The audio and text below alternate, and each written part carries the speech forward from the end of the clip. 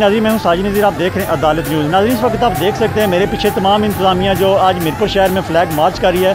Flag मार्च करने का मकसद ये है कि लोगों को अवेयरनेस दी जाए और अमन अमान के हवाले से देखा जाए, तो और साथ लोगों को ये भी बताया जा रहा है कि आप घरों में रहें। कोरोना से बचने के लिए जो मीरपुर शहर में रश है उसको कम करने के लिए फ़्लैग मार्च जारी है।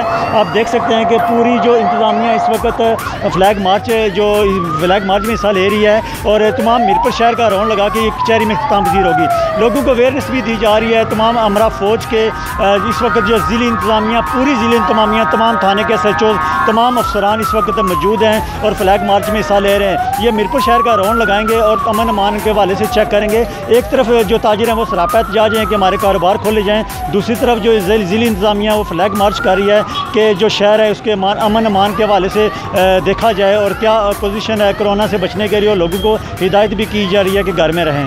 कैमरामैन और साथी रिपोर्टर मादगुल के साथ साजिद नज़ीर, अदालत न्यूज़, मीरपुर, आज़ाद।